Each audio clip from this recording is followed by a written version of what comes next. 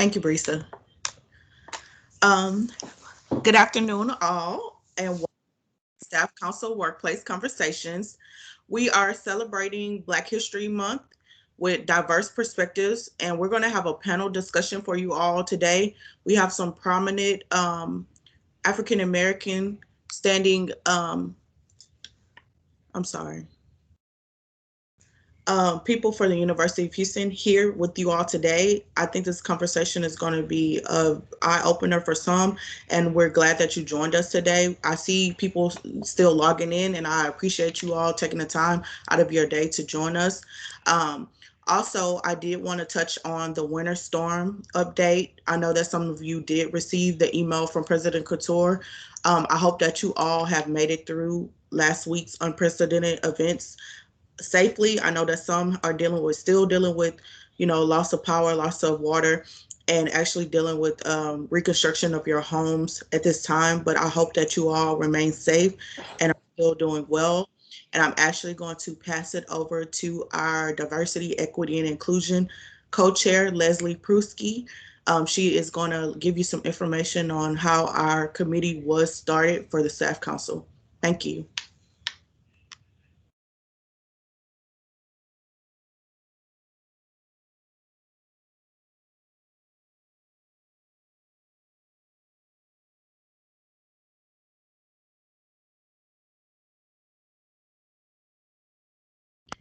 Leslie, you're on mute.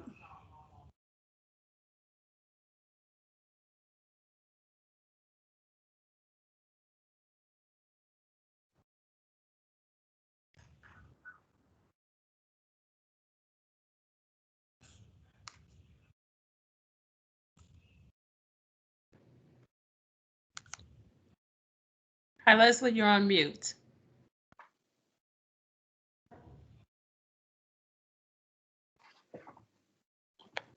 Is she on mute?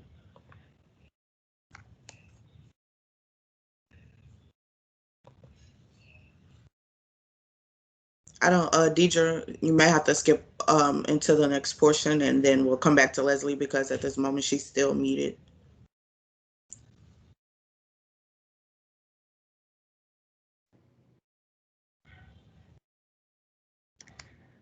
Okay, so Leslie is still muted. And we will come back to Leslie. And at this time, it is my pleasure to introduce to everyone our moderator for today's panel discussion, Dr. Elwyn Lee, Vice President of Neighborhood Third Ward Initiatives, as well as a co-chair for the university's Diversity, Equity, and Inclusion Committee. And we will provide a more in-depth bio for Dr. Lee later. So thank you so much, Dr. Lee.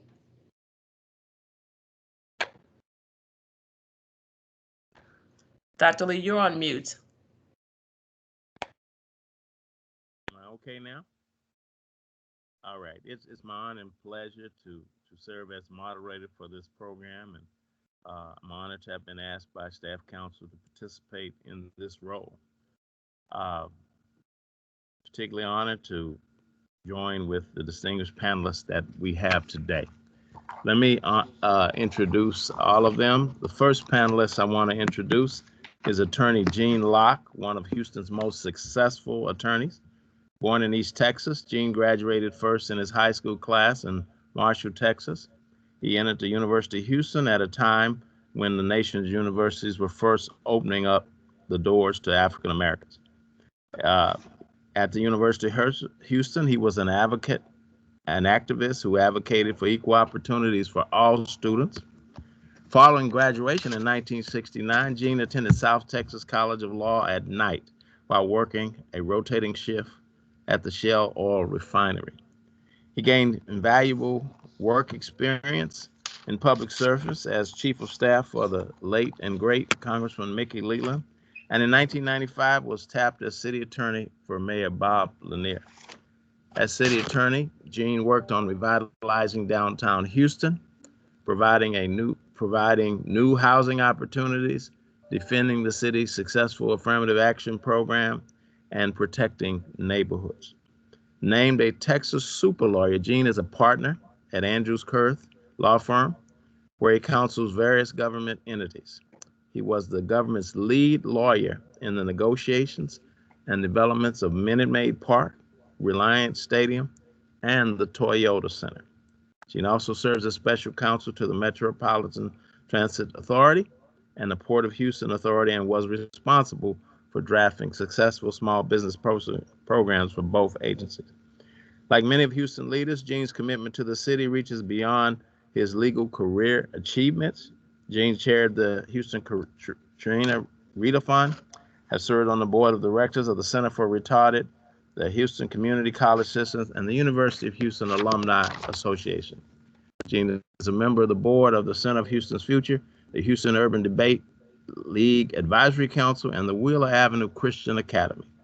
He's also a trustee of Texas Southern University's Foundation and a fellow with the American Leadership Forum. Gene, welcome to our panel. We're lucky to have you. The next panelist is Reverend Alexander E.M. Johnson. He's a native Houstonian. He received his education in the Aldine Independent School District, where he received all state honors in football and track and field prior to earning his BA degree in comparative study of religion from Harvard College in Cambridge, Massachusetts, with a secondary degree in African American Studies.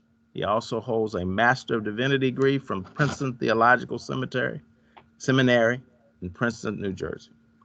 After seminary, Reverend Johnson was invited to serve as the associate pastor for worship and ministry at his home church, the iconic Wheeler Avenue Baptist Church, under the leadership of Reverend Dr. Marcus D. Cosby.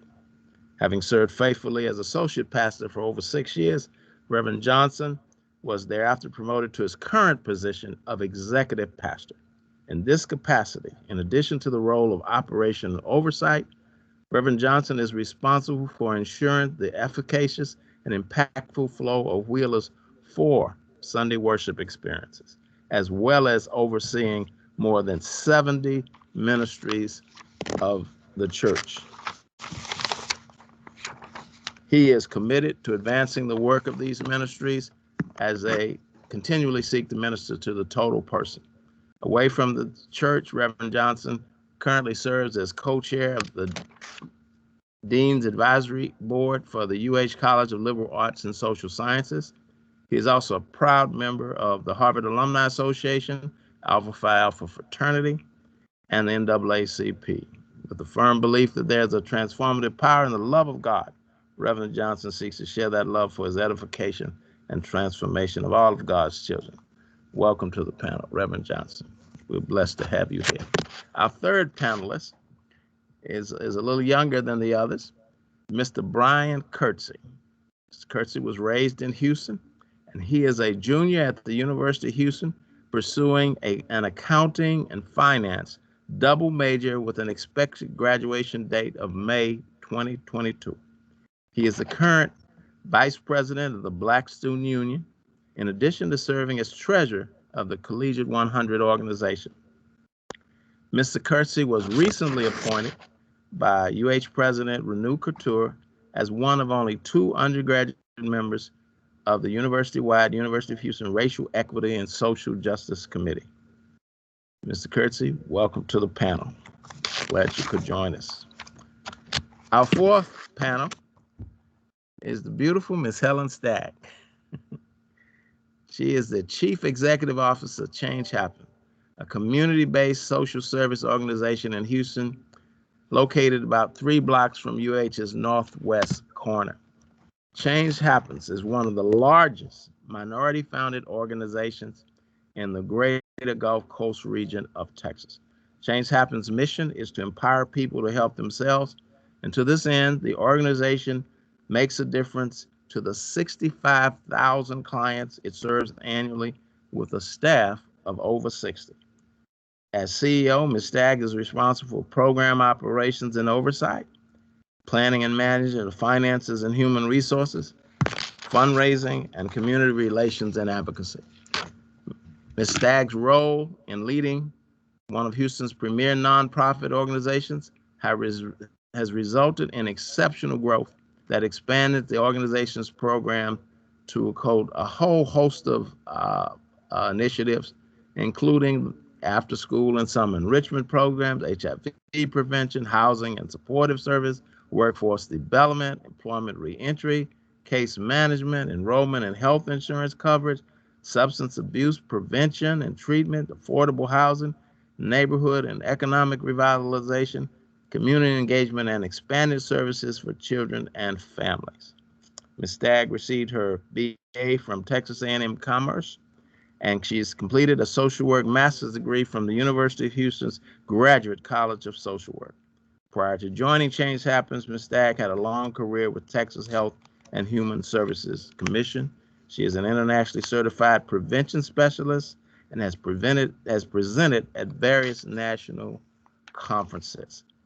She was recently recognized by the College of Graduate Social Work as one of their top 50 alumni who, quote, represent the vision of achieving social, racial, economic, and political justice. In her spare time, she often serves as an adjunct to that same College of Social Work. Welcome, Ms. Stagg. We are so honored to have you here. Now, without further ado, I think we'll give each panelist an opportunity to make some opening remarks, starting with our distinguished attorney and activist, lifelong activist, Attorney Gene Locke. Thank you, and thank you to the staff council for putting this presentation together. It's always important to have serious discussions about serious problems. And the University of Houston in 1965, when I got there, was a serious problem. It was a serious problem for the African-American students who were entering the school. This is 3 years after the University of Houston became a state-supported school and was the beginning of integration at the school. And we had African-American students from across the state who entered this campus. And in hindsight, I know now that the campus did nothing to try to accommodate the changing in American society, the changing in education, and the acceptance of whites and blacks together. Because it did nothing, because it did not take an aggressive affirmative action to integrate, it the vestiges of discrimination and segregation to remain. And that had an impact on those of us who were students. It happened from the first time we entered the campus. We felt like we were strangers in no man's land, and it required us to really bond together to have some sense of community to survive in this atmosphere. I am not now suggesting, and I would never suggest, that there were not people at this university who welcomed us, who wanted to see us succeed and get a fair shake. I am suggesting that there are two other categories of people who were at the university when we came. Those who did not want us here and made active moves to prevent our successful development and graduation from school, and a whole host of people who just looked the other way and just, it's not my problem, and I'm not concerned with you. That level of apathy from that group, coupled with the resistance from those who did not want us there, led to a situation where, after a while, a number of us who were students at the University of Houston said, enough is enough is enough. And our saying that was taking place in a country that was changing. This is now a year after the passage of the Civil Rights Bill, and white folks were still not integrating. This is 1 year after the passage of the Voting Rights Act, and people were still being denied to vote. And there was a student movement across the country, primarily led by African-American students, but of all students, both against racism, but also against the war in Vietnam and against sexism. And internationally, there was a whole movement of people from colonial countries who wanted their freedom and wanted to be free. Against that backdrop, a lot of us decided we wanted to change the University of Houston. And that led to Black students organizing, first in an organization called the Committee on Better Race Relations, and next into a group called the African Americans for Black Liberation, ultimately to a Black student union, to a number of sororities and fraternities on the campus. The history is long and rich. It's much too much to tell in the short time that we have today. But I think a number of us are proud that we stood up to what we thought was injustice at the university. And that resulted in a number of demands that we put on the university in 1969 that ultimately led to the African American Studies program, to more scholarship and financial aid programs, to the hiring of Black faculty and staff, to the integration of a lot of situations at the university. I have followed U of H since I left in 1969. I have a love relationship with the university. Sometimes it's more hate than love. Right now, we're on the love side, and everything is good because I see people trying to make a difference. But it's a long haul, and I hope in that little short spiel, I give you just a snapshot of what your history has been at our university. Thank you, Attorney Locke. Let's move to Reverend Johnson, who hopefully can give us some perspective of the view of UH and the interaction, perhaps historically and currently, with his iconic church. Certainly. Good afternoon, everyone, and likewise, thank you to Staff Council for this invitation and this opportunity. Wheeler Avenue Baptist Church was founded in 1962 by the Reverend Dr. William Alexander Lawson. He came to Houston, Texas to serve as the director of the Black Student Council at Texas Southern University. And while serving in that capacity, a number of students and faculty spoke to him and suggested he should start a church. He is a civil rights giant. He was at the time such as well. I don't know who's been arrested more, him or Attorney Locke, but he was one who got in good trouble. And he was asked, as a consequence of his gravitas, to teach a class on African American studies at the University of Houston. And it was disconcerting to the students that all that they were getting was a class in African American studies, which thereby resulted in one of those demands that Attorney Locke just spoke of, demanding a department rather than just a class. So he was integrally connected to that experience as well. I, as luck would have it, was asked years later, several years later, decades later, to teach in that same department by Dr. Conyers, who we acknowledge in memoriam. Dr. Conyers asked that I teach a class on the Black Church in America.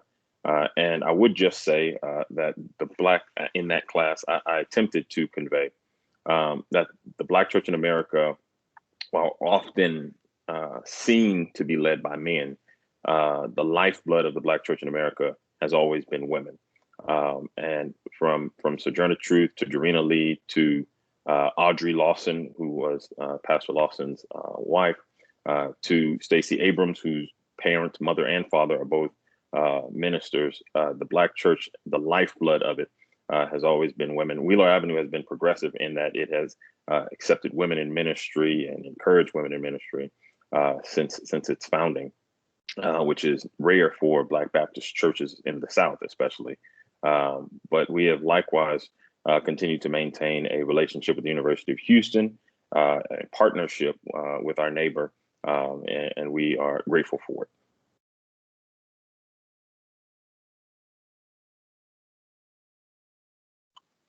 Dr. Lee, you're on mute.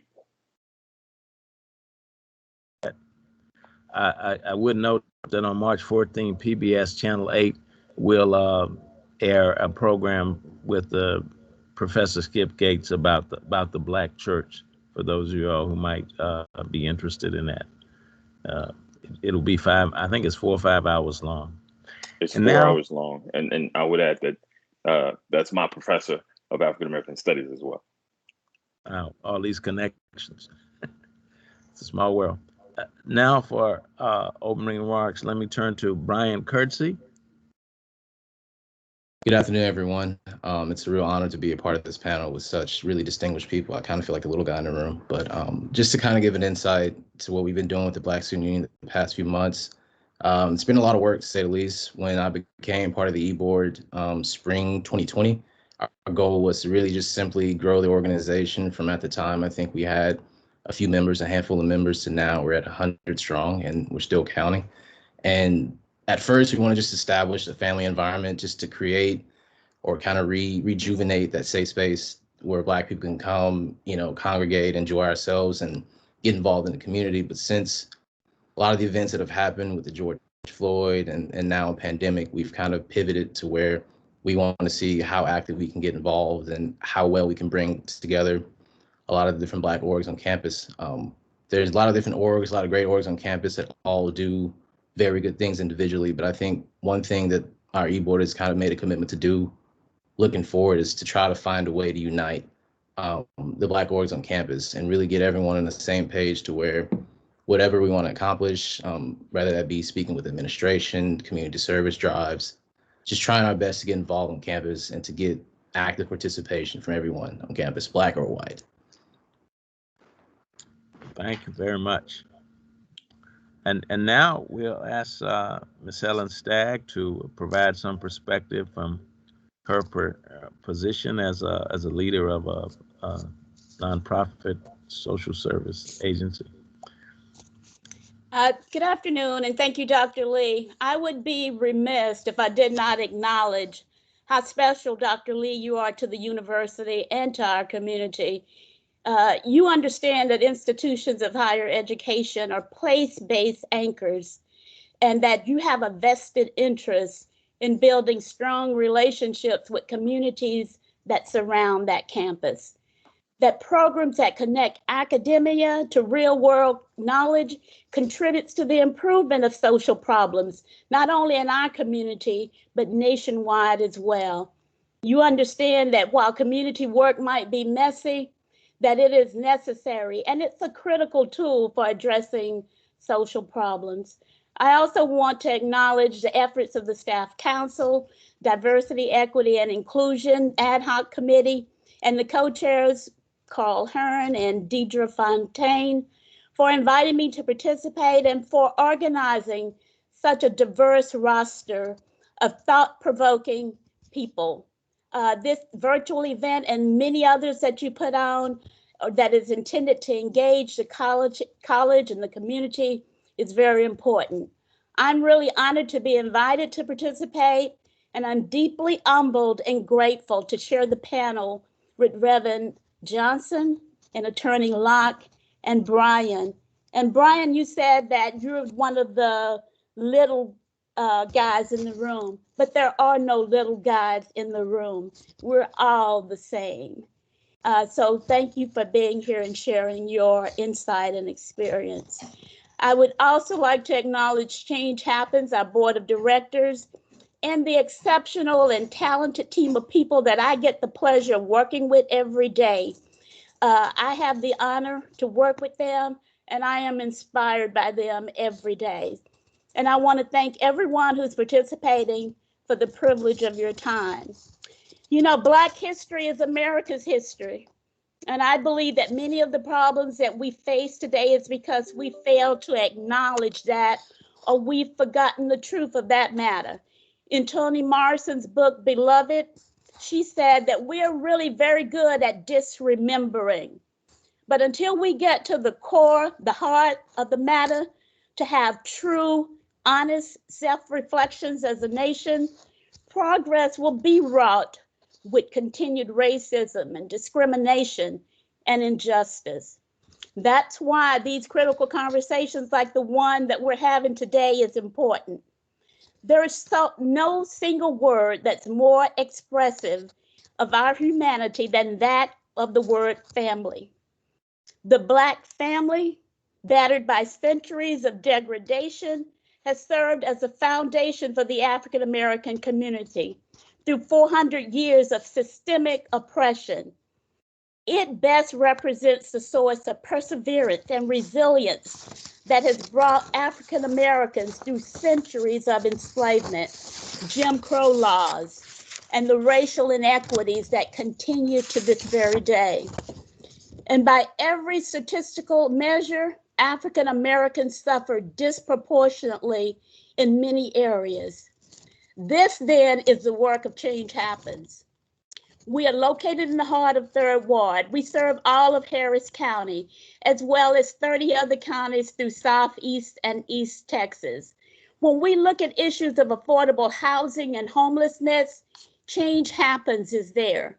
When we look at issues of youth incarceration and involvement in the criminal justice system, Change Happens is there. In a state where the most uninsured people reside in the nation, where COVID-19 exists overwhelmingly in Black spaces, Change Happens is there, trying to enroll people in health insurance and advocating for policy change that would expand Medicaid coverage. When we look at Black men and women who continue to be disproportionately affected by HIV and AIDS, infections that might have been prevented in the absence of racial disparities, Change Happens is there. When we look at the devastating effects of substance misuse and treatment for co-occurring mental disorders, Change Happens is there.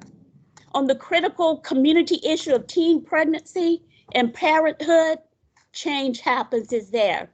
We are also there to advocate to strengthen services and systems to dismantle racism and discrimination and structural barriers that limit opportunities.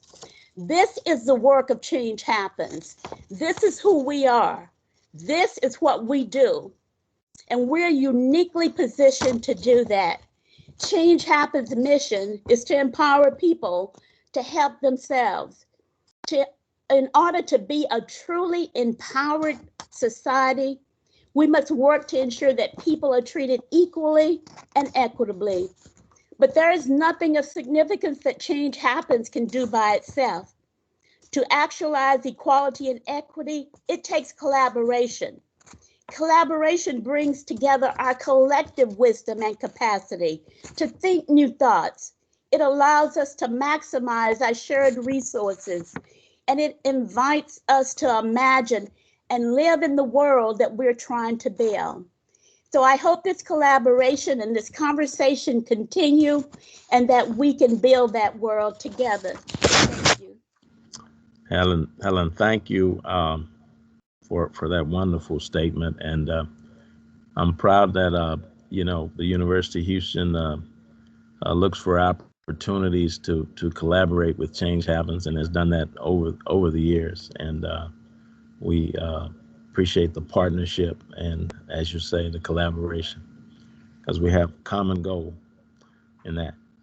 Now we'll move to the question and answer segment, and there have been some questions that have been sent in already.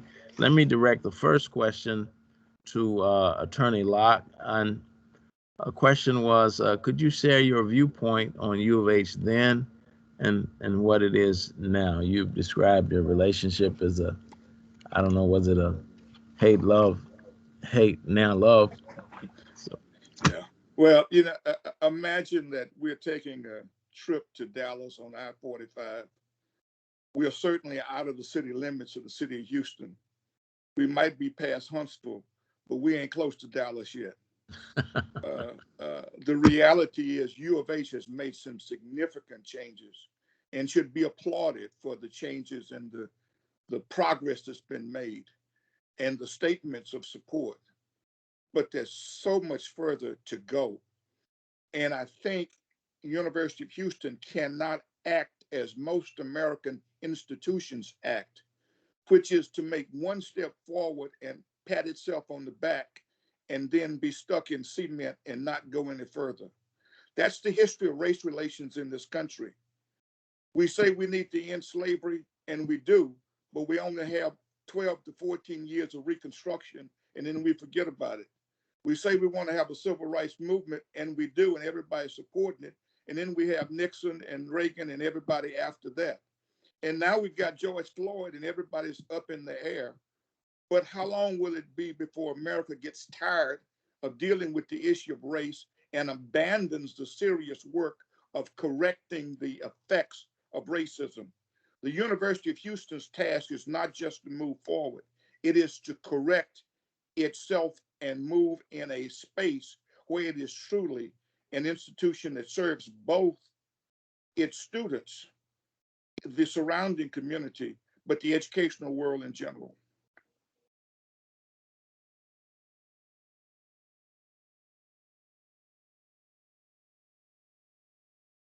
That was a very full and thoughtful answer to that question. Another question that came in is someone asked, how does one find out about important activities happening in the community that they might help with? I'm going to throw this out to either Reverend Johnson or Ms. Stagg, or they might want to address that. Sure. One, it depends on how you define important. You should get connected to different institutions and organizations that you believe are doing the work that you want to be connected to.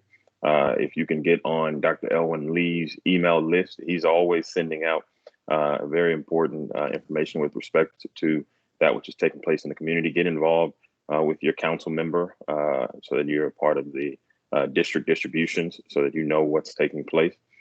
Change Happens, Shape, Community Center, all these different organizations. We Live in the Baptist Church, your local churches are available to ensure that we can educate individuals on that which is taking place in the community. Anybody else would like to comment on that? Okay. Another question was, how do we encourage faculty and other staff to participate in these type of programs for their own personal growth? You all might have some ideas on that. Maybe Brian might, or you all have all done some teaching or taking classes at U of H. Because it's not enough for the, how shall I say, the converted to participate in these kind of programs. It's important that other people be exposed and learn about history and other perspectives. I would say probably the best way for faculty and staff is, I mean, to a certain point, you don't want it to make it mandatory, but at the same point, as a student, you want better educated faculty and better staff to be able to understand, the students that they teach. They're not all just one face. I mean, when I go to class, I sit in classrooms. It's me, it's Black, white, Hispanic, Middle Eastern, Asian. There's so many different faces to where, as a professor, I think even if I was a professor, I'd want to be on my top game to know, who I have in my class and how I can better accommodate them, and just know that the different backgrounds they come from. And I think just knowing that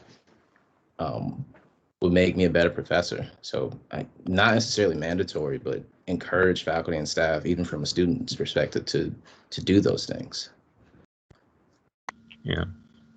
I can tell you some of the colleges and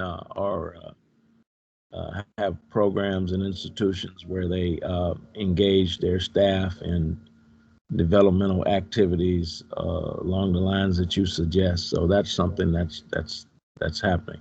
We probably need more of that. Another participant asked whether the panelists had any recommendations on how higher education can support the education challenges facing the Black community. I'll just throw that out to whoever might want to comment on it.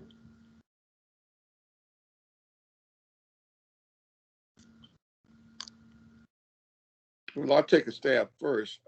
I think the first task is to do your job as an educational institution, and that is to develop, educate, and graduate talented people who are then able to serve the community and the city and the state. When you get past that very basic task, I think every institution of higher education, particularly those that are state supported, have an inherent obligation to be part and parcel of the community that they neighbor. and part and parcel of the problems of the community that the community suffers. And until the university can make that leap, or when the university makes that leap, I think higher education is making another step in really serving its role. I think the idea of European education that goes back hundreds of years is that there's an ivory tower that educates people separate and apart from the real world. And you go there and you get purified and you come out and you're special. That's not education. Education is learning to benefit society as a whole. Let me just say, before I go on to this next question, that under the Third Ward Initiative, we have an education initiative where we targeted 6 schools, public schools in the Third Ward, and we work collaboratively with the leadership at those schools to try to enhance the academic and personal development of students. And I'm happy to say over several years, we've collectively had some success. And anyway, that's a model for directly trying to get involved. And Elwyn, can I interrupt just for a minute to echo something that Helen said?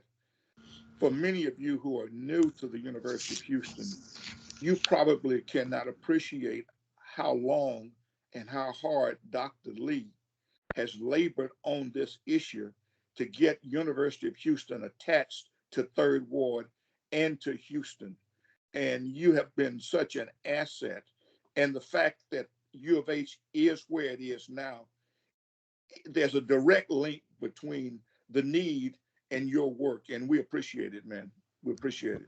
Thank for your kind remarks, but I have to give a shout out to President Renew Couture, who has embraced Third Ward and the goal of our partnering with the Third Ward community and even the larger community. She's been very consistent with that, and that's even been is embedded now in the new strategic plan that we just adopted. Someone sent in a question for Mr. Brian Kirksey. Question is, what kind of support can the UH staff offer to the Black Student Association, Black Student Union, if any? Yeah. So as of recently, and even kind of moving forward, we've been planning on having like a faculty student mixer just to get our members and members and anyone who signs up for that event in front of Black staff and Black faculty, just to create that dialogue, to know, who your professors are, and so the professors know who we are. And moving forward, really just want to be able to work with professors to have events, to have, along the lines, tutoring sessions, and just different communication avenues to where you're not scared to go talk to your professor, really. You want to go hang out with your professor and learn what they have to learn, because the more that they tell you, the more that you know, and you never know what can happen or what could come from that, really. I know this question had to do with, in addition to faculty, what the UH staff. And Brian, I would like to say, from my experience here, some of the staff here are in such key positions to help students, whether it's working in career services or other areas. So take note of that, and as you reach out for your mixers. The next question was for Ms. Stagg that came across. What are the ways the UH community can support the initiatives of Change Happens? And this person says this comes from people from all over the system.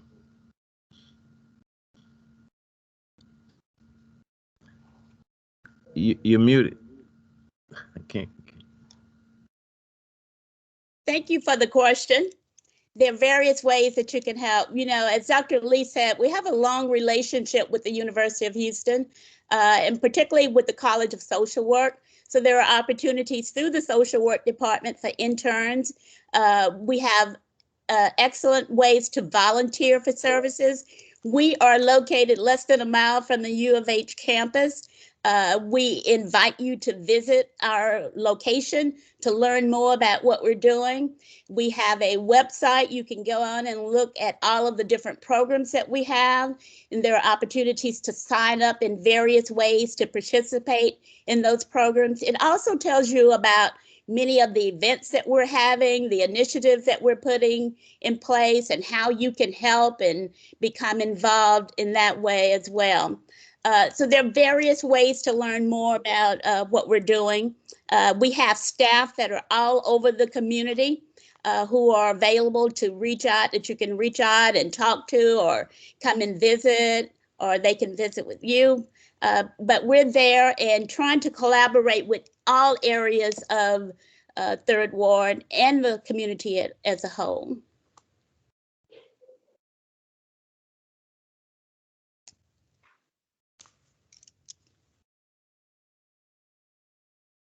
You're muted, Dr. Lee. Thank you. The next question has to do with, someone asked, how can they learn more about Houston areas related to Black history? I'm interpreting that to mean geographic areas, the Black history of certain areas of Houston. Anybody like to take a stab at that?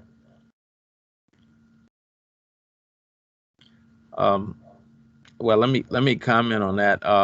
There is, in Fourth Ward, there's a museum at one of the first schools over there where you can learn about the Black history of Houston across various wards. And I have to give a shout out to the Houston Public History at the University of Houston. They have chronicled a lot of the history of the African American community in various magazines, which you can locate, and I might be able to share with you how to find that. Attorney Locke, they've done an extensive thing on your time period. I don't know if you've ever seen it, but in addition to that, we hope to have on a website we're developing for the committee that Mr. Kirksey and I are on, resources, and we'll make sure we have information about where you can find history of certain areas. There several people asked the question about Black history in general, not just in Houston, but Black history in general. How can they learn more about that? Anybody want to comment on that or suggest a couple of things they might look at that might be broad? Well, I would say just generally there's no lack of research or articles, books on the subject. A quick Google search can render some very beneficial resources. PBS has done a number of specials. You mentioned the one of the Black church that it's running, but there are others that have been done likewise on African Americans and the history of African Americans. So I would offer those as some options. We are developing in our committee a resource list, and we're going to try to have it broken down in categories. And as I said, we're trying to develop a website so you could access that. But while I have everybody's attention, I would like to mention two things, because there's so much literature. It really is. But if I had to mention two books, one would be, two items. One would be Michelle Alexander's, I think it's called The New Jim Crow. That book tells a lot of history and very efficiently tells the story of African Americans. And the other, which is a documentary which covers the same, but in video form, and that is the Netflix documentary called The 13th. That is 100 minutes long, and it covers lots of history up until today. So if you want to get kind of a survey of the history very efficiently and quickly, either one of those two, I think, would serve you very well. Dr. Lee? Yes. I would just also point out that Carter Woodson came up with established Black history back in 1926, when there was this week that he fought for to provide Black history. It was later expanded to a month, but the intention was never just to try and limit the Black experience to any one week or any one month. It was to try and bring about attention to the fact of the importance of the developments and the merits of Black people. I think it was the Black Lives Matter kind of thing before Black Lives Matter became the talked about, because he was trying to show that Black people contribute or are part of our American society, and all of the things, the talents and skills that they had contributed to building this nation. Thank you. That's important history. Dr. Lee, And, go ahead.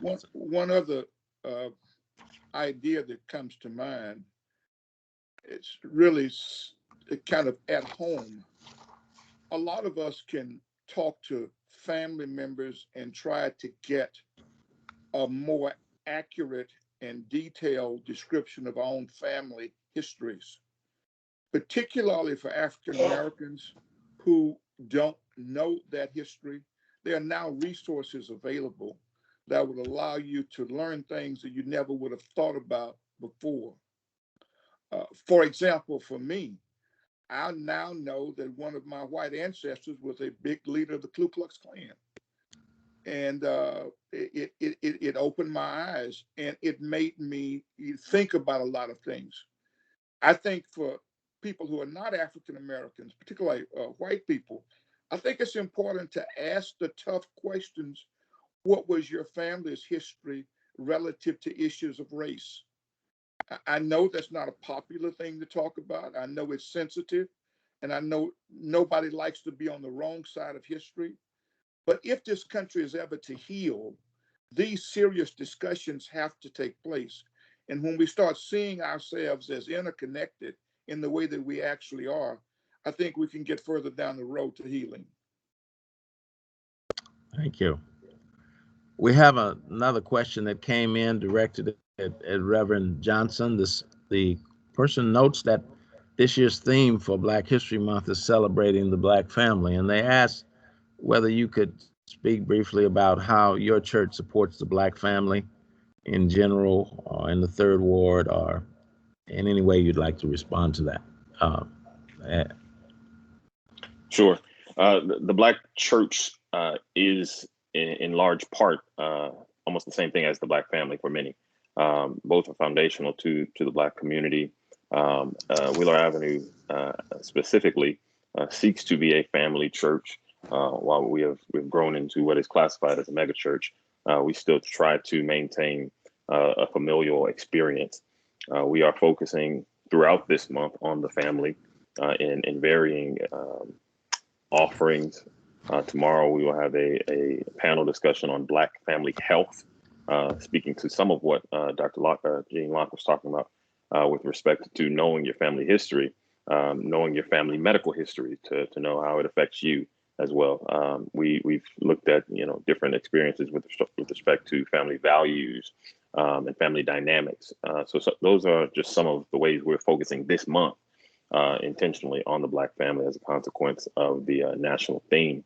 But the Black church itself has always been family oriented. You'll often note that the pastor is the husband, the lead praise singer is the wife, and the drummer is the son. That's just how Black churches operate oftentimes, because that's endemic. It's the reality of the Black church. Reverend Johnson, I believe, if I'm not correct, that you have these family groups in your church, right? We do have family groups. They are isolated by zip code, and you have a deacon and deaconess church leaders who give leadership to each different family group. I believe there are about 56 different family groups or so. They meet regularly prior to this COVID experience. They would meet, eat, and do Bible studies in those experiences as well. So in effect, you've created for your members some extended family groupings that's big enough to give you a lot of things, but small enough that they can get close to one another, despite the over 13,000 members that you have, right? Absolutely, and it is the privilege of the church that you have the opportunity not just to be fed spiritually, but to make social connections. I met my wife at the church, and that is the story for many within our church. They met lifelong friends at the church, and that's just the reality of the church. I would just like to comment. One of the things I always appreciate about Wheeler and other churches that many of your ministries are open to people who are not necessarily members. And in particular, I want to applaud what your church has done in the area for boys and the Boy Scout programs. Many people don't know that Wheeler has nurtured more African American Eagle Scouts than any church in the country. And my son was a beneficiary of that program, even though he wasn't a member. And you have some other program like Rites of Passage. I'm just saying that extension out even beyond is much appreciated, and in the tradition of the church. It was not until you reminded me of that I remembered that I went to school with your son.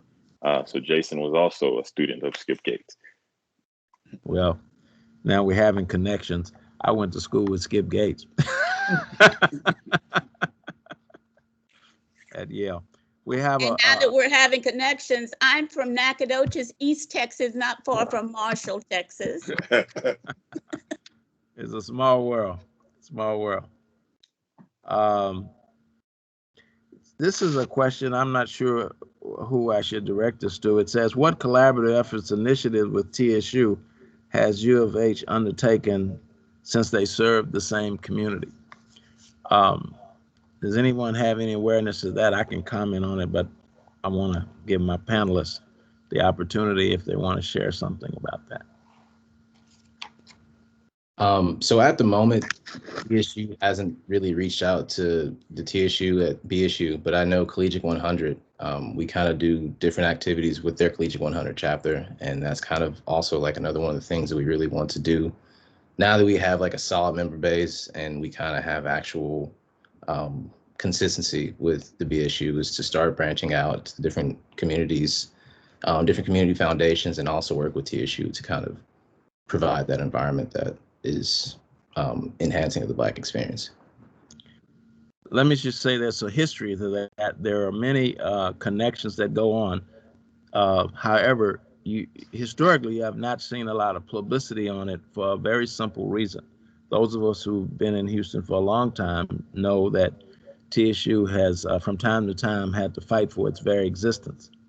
And there have been great fears and erroneous rumors that University of Houston allegedly wanted to take TSU over. That has never been true. But because of those fears, I've had people tell me they didn't want a lot of publicity on the connections for fear that just the very act of being connected would make it easier for people to say, hey, you all are so close. Why don't you be taken over by U of H? And so TSU has historically been fiercely independent, but there are connected activities. And I remember very specifically in the 90s, president of U of H and the then president of TSU got together to fund a very strong third ward group that grew into what is now the TERS, actually. That's a lot of history.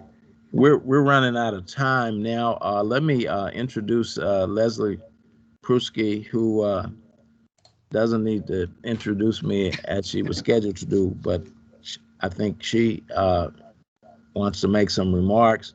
And then Carl Hearn and our DJ Fontaine, who are the co-chairs of this event, will make some remarks. Thank you, Dr. Lee. I just had some technical difficulties earlier today, and so I apologize for that. I want to thank everyone for joining the Workplace Conversation celebrating Black History Month today. The committee that hosted this, our DEI committee, we work to recommend and promote diverse, equitable, and inclusive initiatives in alignment with the University of Houston's values. We are wanting to enrich the university's culture and enhance the staff experience. We encourage all members of the university community to become more involved in creating a diverse, equitable, and inclusive world, and are hopeful with conversations like today we can move forward to that better world. But I also want to share who our moderator for today's event was. I consider Dr. Lee a friend. So Dr. Elwyn Lee is the Vice President for Neighborhood and Strategic Initiatives at the University of Houston. In this role, he helps develop strategies for making UH more inclusive and serves as executive leader of the UH Third Ward Initiative, a program that has the University of Houston that has UH faculty and students collaborating with neighborhood organizations to address Third Ward disparities in education, health, economic empowerment, and art exposure.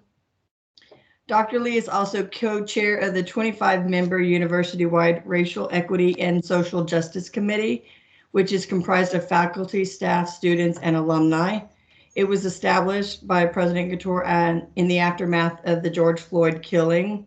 That committee is charged with examining university policies, practices, and attitudes relating to racial equity and social justice, and to identifying practices and actions that can be used to advance the cause of equity and social justice on campus and in our community. Dr. Lee grew up in Third Ward, attending public schools, including Yates High School. He graduated from Yale College and Yale Law School before eventually joining the UH Law Center and becoming the first tenured African-American law professor.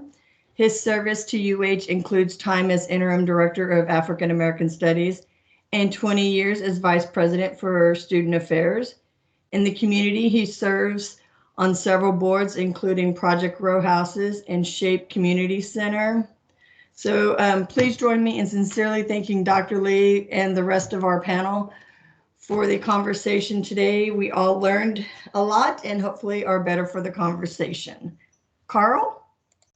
Thank you, Leslie, and thank you all for coming. This was indeed a treat. A special thank you to our moderator, Dr. Elwyn Lee, to Mr. Gene Locke, to Reverend Alexander Johnson, to Ms. Helen Stagg, and Mr. Brian Kirksey. We could not have had a more better expression of educational learning here today without you all. And we certainly do appreciate you and invite you to stay connected to Staff Council by 1, visiting our website, which we will drop in the chat momentarily, and 2, taking a brief survey at this event.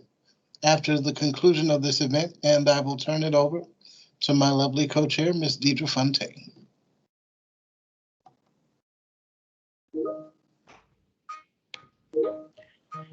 I too will extend my sincere thanks to our esteemed panelists. Thank you so much for your time. Thank you so much for sharing all of the knowledge so that we will all be in a better place. Thanks for challenging us to do better as we strive for excellence. Dr. Lee, thanks for being a great moderator. And to the committee, thanks again to everyone. And we look forward to you joining us for our next event. Have a blessed, safe, and now we're all warm again. Have a great day. Thanks so much. Thank you. Have a great afternoon. Thank you, Deidre, and Carl, and Leslie, and the whole Staff Council.